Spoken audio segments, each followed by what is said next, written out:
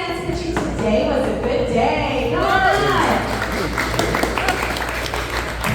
How's it going? My name is Jennifer Sands, and today I am pitching the visual pitch for Today Was a Good Day. And this is a screenplay. Go ahead.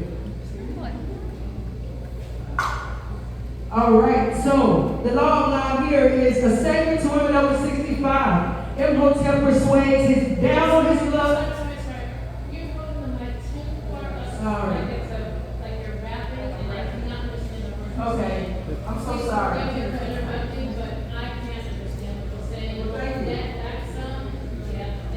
All right, so a statement to women over 65. Imhotep persuades down on his luck Isaac to resort to the world's oldest profession to secure the cash needed for his historical New Year's Eve bash. All right, so the next slide here, we're going to talk about the location. Where is this going to be filmed at? Next slide. I believe it's the video I told you about the skip. Okay, right here. All right, so it's going to be in the ghetto, actually. And this is a map of 1937 of the city of Dallas. I'm not sure if you guys know about Redline, but that's how the ghettos was created. Basically, the banks denied African Americans from bank loans and home loans, so unfortunately, and also graded that this area was hazardous, and so that's how those ghettos was created. So we're going to talk about that in this film. And if you look really, really close, that's my house right there. So I am from a hazardous area, and this is why this is so passionate for me. Go ahead. All right, so these are some like still images, not professional, but still images of like the locations that if you're reading this script, this is what you want to keep in mind. Go ahead. All right, so let's get down to the nitty-gritty. Let's talk about the story. All right, so the story is a full screenplay. It's a feature, and it is a comedy. So I know this is a serious topic, but it is a comedy. Sometimes you gotta make people laugh in order to get their attention, in order to grab some more serious, talk about some more serious problems in this world. So that's why I did with this particular screenplay. It's about 93 pages, and the budget is to be announced. I know you're gonna get on it, but it's to be announced because it's just a screenplay. Just go ahead. All right, so if I could, now, I know y'all see these pictures, I know y'all see DC Young Fly and Ice Cube Son, right? However, these are just personality types, okay? I'm writing the script, so DC Young Fly will be kind of what I'm thinking of an Imhotep, right? This AKA Emo. Everybody got nicknames in the hood, you understand? So it's a red line, he's a red line bred, he's a high school dropout, and a master gigolo at this point. And his best friend, Isaac, actually, he is the supporting actor, and he is the leading actor. So Isaac is 29, a red line bred. He actually is a high school MVP, basketball MVP. Unfortunately, he's a college dropout. All right, go next. All right, so these are some comps. I want some comps that I'm not sure if you guys seen this movie, but I'm going to just say these movies real quick. Boys and Men. So this film that I'm bringing had the impact of Boys in the Hood. When this movie first came out, John Singleton did a great thing, but it had an impact on the black community, and that's what this film could definitely do. It has the tone of Friday. How many people have seen Friday? Raise your hand. Almost half the people in here. That's good. That's another comp. But it has the tone of Friday. It's funny and it's relatable. It's relatable, just like Minister Society. People that's between those lines can relate, and also people outside those lines can relate to these type of stories. And also, it's fun like House 43. So, if you look here, this is just a quick snippet. Let's talk about the story. So, Isaac, you seen Isaac. Isaac basically accidentally got into a situation where his best friend is a gigolo, right? So this is basically something when he experienced his first time seeing a certain gigolo do his thing, like in action, I would say. So basically, Isaac experienced a moment of PTSD. Can't believe you made me watch Enforcement Money Talks. Ain't gonna lie, they got away with sucking the veins out your shit with no scratches. See my boy, he earned $100 in 5 minutes. I can sit up and climb. So this is how he got Isaac to basically hustle. And the clients, I don't want to offend anybody, but the clients are particularly, next slide.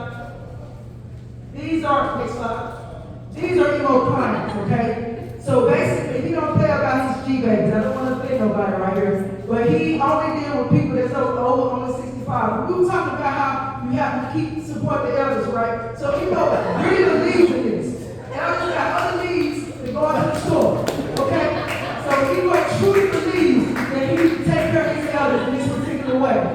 why he's a gigolo. Only people over 65. Go ahead. So the theme. So I would say this is the moral theme. Go ahead. All right, so basically, during his journey, he goes to these old women. He tries to get this money for the New Year's Eve bash.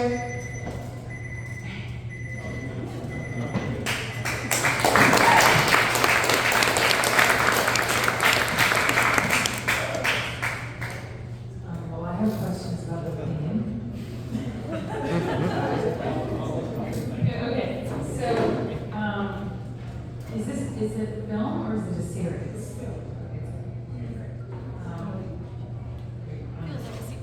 And you didn't know budget, which is fine,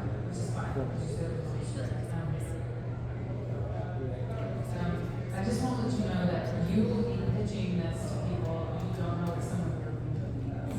You've got white cis males. You don't know.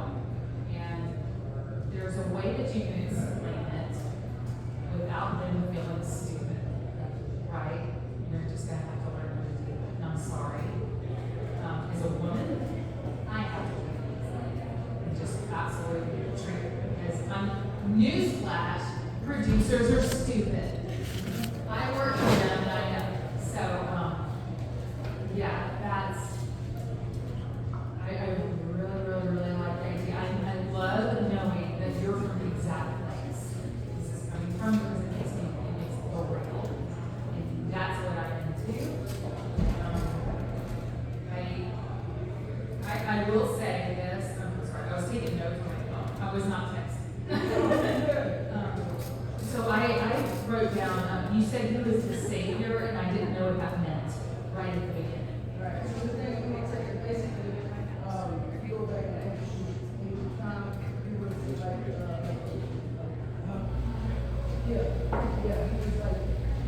like, he saved people basically. So that's why. Egypt. So, yeah. No, it's fine. Okay. He was like the savior. Right. So you said you heard that I thought zombies. Just FYI. Okay. So I was like, oh, this isn't about zombies. And that's not. That's like, I'm just telling you that white cis males, I'm not a white cis male, but I worked for thousands of them, and they're going to be zombies when you say that. So that's just something to think about. And I think you're going to be, that was really my only note, was that you're going to be pitching this to people who don't understand what the is. And I want you to have the best possible. And when you consider, you can say something, you go, and that means this, and you go back right into your pitch, because, and in that way you're educating, not informing, if that makes any type of sense. If anybody has ears to hear, let's hear. That's not producer culture, right? I love it. I love the idea. I think it's just great. And I'm so glad that you came up here and you're doing great.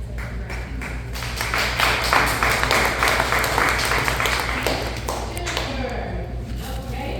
I love your energy, your enthusiasm coming up to talk about your film.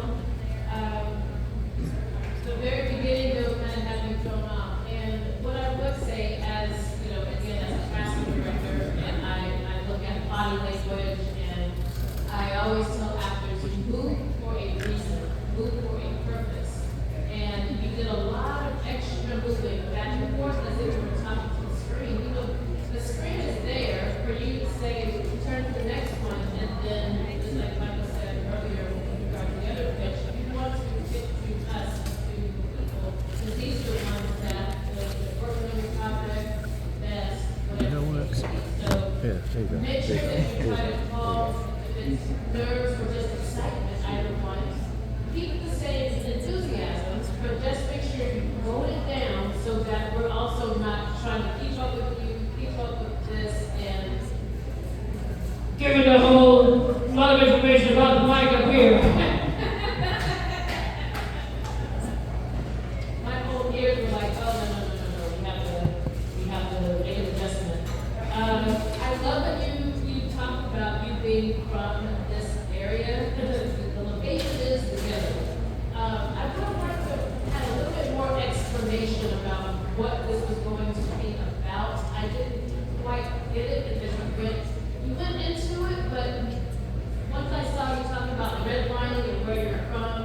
Then you mentioned about, this is how a lot of, people of color, specifically black people, were, not allowed to be in certain areas. So I think that's an important big piece of the movie to start out by explaining and then going into those characters as you did. I like the images that you used because it gave me a clear picture as to what this could possibly look like. I said, oh, you make a great hype man. Hey, sum me up. It's just the energy. And then it wasn't so much later on you said it was a comedy. So again, that should be in the introduction, that this is a comedy about blah, blah, blah, while it is a serious topic, where, however you're going to do it.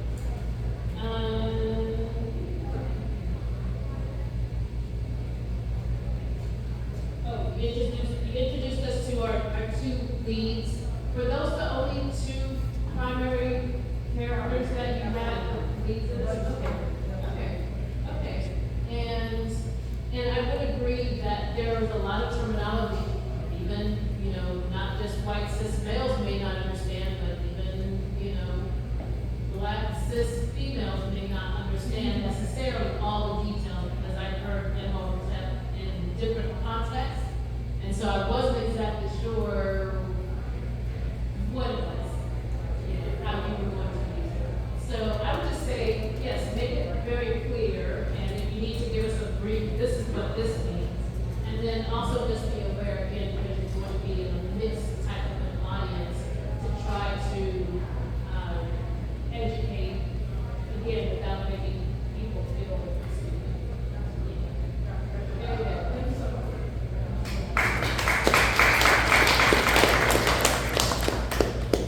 So I'm not going to talk about the budget. And that's fine if you don't have it. I would rather you not have one than to have a bad one that doesn't make sense. Here's one thing, a couple things I want to go over with you quickly is when you talk about redlining, be careful. Because if you're giving out information that's not correct or told information, if you're throwing the listeners off, redlining wasn't always about where you can't go, but it was also where you can only go. Red lines represent the district that you live in. So that's a little different from what you said. So if you show that in this, if that's going to be part of the movie, show some gradual build-up to that, why that is, or what happened to cause that, some of the impact on it, and then you can go right into your story, because now people can publications. We're going to talk about, look at the results of redlining, what it did in that area at that time. And we'll tell you, like I was saying, here's some history on, quick history on what that actually means. For example, if I was going to do a movie about a rabbi, we had a guy telling me a week ago I was going to do a movie about, but basically, if I was going to talk about a rabbi, the word rabbi means teacher. And so, show why that is. Why does that mean teacher? How is it used based on the story? How is it used now? So that people get a quick feel for it. You don't have to go into a whole lot of detail, but my point is, whatever you say, especially if you're talking about social issues or political issues, whatever you say, give the facts and get out of it. Don't stay too long. Next thing I want to go over with you is this, because you don't want to turn some people off when they say, well, I'm not feeling this already because I don't want to go down that road. Next thing is, it's a featured comedy, so I could see the comedy and I could see, people getting mad at certain points as well. So that's a good base. That's a good point to add there. Your character description that you gave with the bullet points, that's great. Keep doing that. That's because I can look at the screen and say, he's going to use this. I can read it quickly and keep it moving to the next. This cuts you by into the characters after I've already gone into the story. And the storyline. And as I was saying, sell the story. But in order to sell the story, the best speakers for selling the story are the pitch, not the ones who go fast. And that's not true. Because as you're talking, we have to listen, we have to connect. So I love your energy, that's great. Keep the energy, slow it down a little bit so you get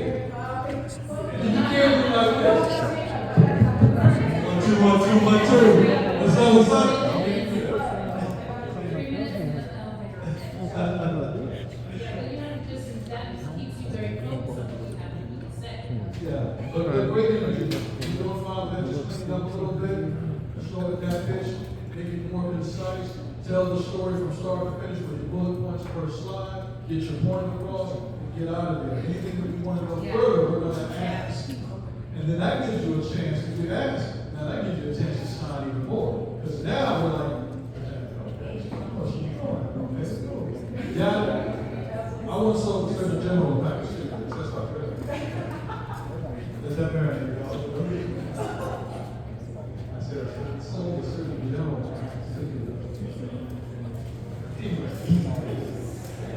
Good job, keep it up, don't let it go, just refine something. All right? That's good.